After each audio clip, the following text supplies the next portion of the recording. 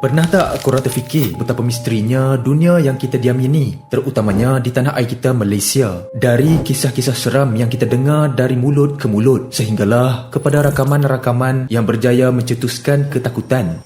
Tu benda apa weh? Allahu Akbar, aku dah cakap dah weh! Kadang-kadang kita rasa seram, tapi dalam masa yang sama kita rasa teruja nak tahu dengan lebih lanjut tentang penampakan dan kisah misteri ni. Sebelum ni Prof Tau ada kongsikan 5 penampakan hantu yang seram di Malaysia. Ramai memberi reaksi, komen dan juga teori berkaitan video penampakan tersebut. Kalau korang berani dan nak tahu lebih lanjut berkaitan penampakan misteri di Malaysia, jom bersama Prof Tau dalam video kali ini dalam 5 penampakan hantu yang seram di Malaysia. Yang kelima, lembaga putih di sebalik tingkap.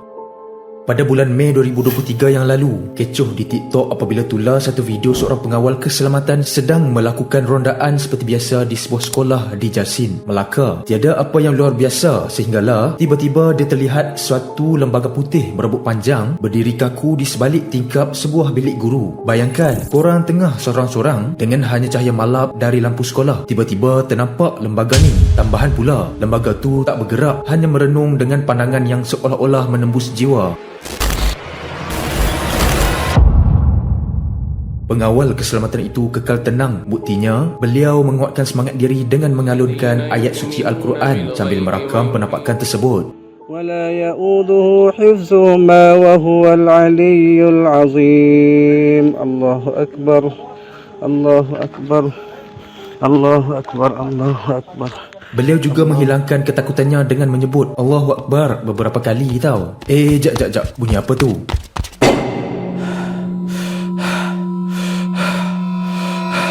Jangan lupa untuk likes dan subscribe channel Prof Tau. Yang keempat, merangkak di jalan. Pernah tak korang memandu di kawasan hutan ataupun gelap pada lewat malam? Mesti pernah kan? Jika pernah, adakah korang pernah mengalami peristiwa yang aneh dan terlihat sesuatu yang misteri? Seperti yang kita tahu, kawasan hutan ni memang merupakan salah satu tempat tinggal jin ataupun makhluk gaib ni. Apa yang berbulu kat badan dia? Jadi, tak pelik jika kita ternampak sesuatu yang menggerunkan. Menurut laporan daripada seorang TikTokers, beliau ada berkongsi penampakan rakaman video ketika melalui jalan di kawasan hutan. Dikatakan, beliau hampir demam ketika kejadian tersebut berlaku. Sesuatu yang aneh berada di tengah jalan yang menghalang laluan dan melihat makhluk tersebut dalam keadaan merangkak. Apa yang membuatkan lebih seram adalah makhluk tersebut berdiri dan berjalan ke belakang. Ramai netizen memberi pandangan, antaranya adalah turut mengatakan itu manusia yang dirasuk.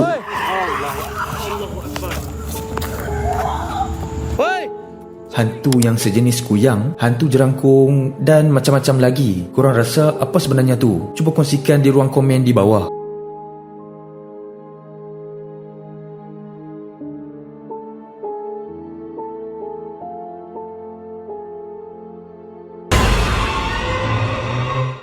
Yang ketiga, lembaga tengok TV.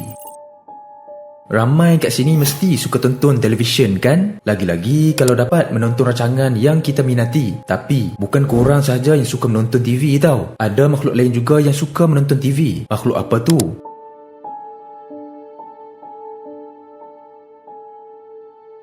Sebuah peristiwa seram dan aneh berlaku di sebuah klinik di Perlis Indra Kayangan, yang mana dikongsikan oleh seorang pakcik yang merupakan pengawal keselamatan yang bertugas pada malam tersebut. Kisahnya terjadi apabila beliau bertugas seperti biasa untuk membuat rondaan. Tapi beliau pelik apabila melihat TV di dalam klinik tersebut dihidupkan sedangkan ianya sudah pun dimatikan. Dan waktu pejabat ataupun waktu untuk tetamu hadir juga telah habis. Apabila diteliti, rupa-rupanya ada satu makhluk berambut panjang seakan wanita berbaju putih yang dipercayai merupakan Pontianak sedang duduk di kerusi dan memandang ke arah TV tersebut. Main seorang aja tu. Seorang kau tengok tu.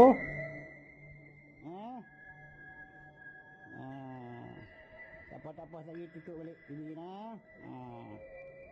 Seterusnya, tindakan pengawal keselamatan ini dipuji oleh netizen kerana keberanian dan sifat tanggungjawab beliau dalam menjalankan tugasan. Ramai berpendapat bahawa pengawal ini merupakan orang lama dan sudah biasa dengan situasi yang macam ni. Yang kedua, misteri pusat latihan memandu. Selalunya kita selalu dengar kejadian misteri dan menakutkan ni berlaku di tempat seperti hutan, sungai,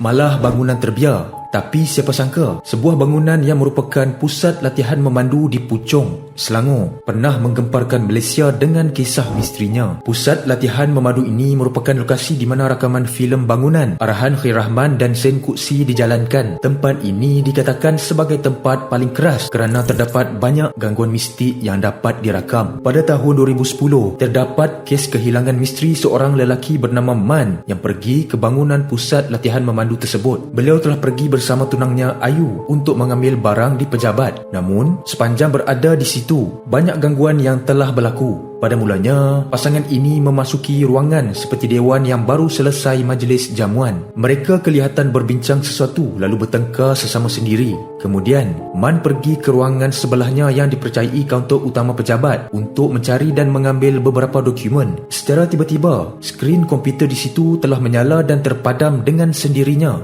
Man mula berasa aneh dan takut, lalu dia cuba melarikan diri menuju ke tangga untuk keluar dari situ. Tetapi misterinya, Man tidak kelihatan membuka pintu dan keluar dari pintu yang sepatutnya, dan beliau dikatakan hilang macam tu sahaja. Tunangnya pula, Ayu mula berasa risau dan mencari Man, tetapi dia juga diganggu oleh sesuatu yang melempar kerusi, meja dan beberapa peralatan di dalam bilik tersebut. Ini seterusnya membuatkan Ayu pengsan dan tidak sedarkan diri. Dipercayai kesemua rakaman ini diambil terus dari CCTV yang terdapat di bangunan tersebut. Selepas kejadian tu, Ayu dikatakan mengalami trauma dan juga masalah mental. Kehilangan Man juga masih menjadi misteri sehingga ke hari ini dan tiada siapa yang dapat memberi jawapan tentang apa yang berlaku sebenarnya pada pasangan tersebut pada malam berkenaan.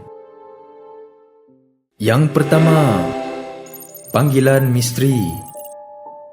Untuk kisah terakhir ni, Prof Tau nak kongsikan panggilan telefon misteri yang diterima oleh stesen radio Era FM yang tular dalam media sosial, terutamanya Twitter dan juga TikTok apabila siaran langsung radio Era FM. Carta 40 di aplikasi TikTok yang dikendalikan penyampai bertugas telah menerima panggilan misteri daripada seorang wanita yang memperkenalkan dirinya sebagai Nida. Suara Nida kedengaran sangat tenang, tetapi ada sesuatu yang aneh dan menyeramkan tentang perbualan tersebut. Hello?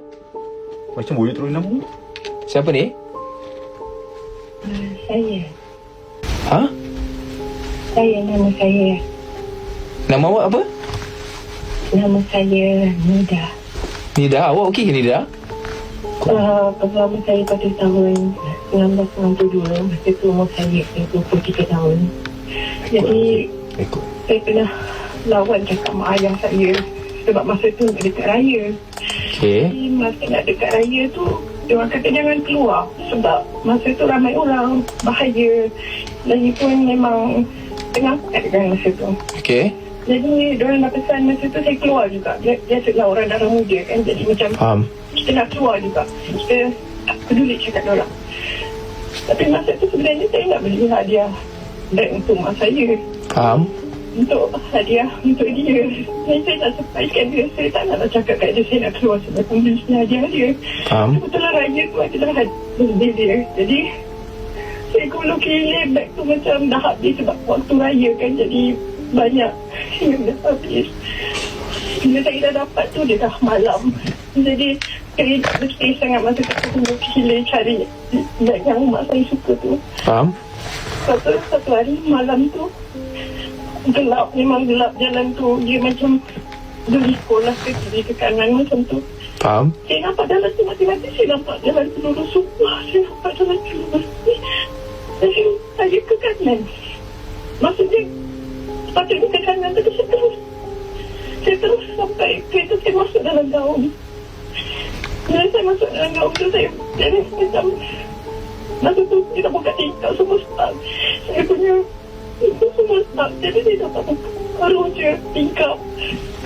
Jadi saya tanya, jadi saya fikir dalam kepala saya ambil mak saya tu, saya campak kat luar. Saya bukan beg mak saya dulu tau.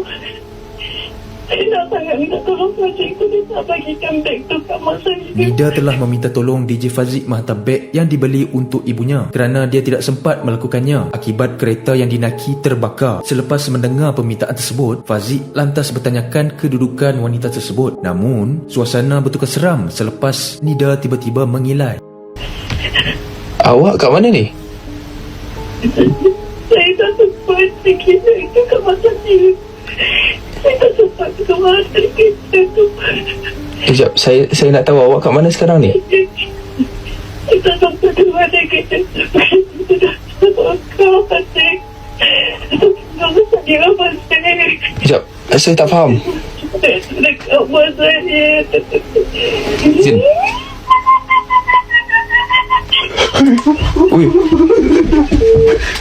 Weh Zin.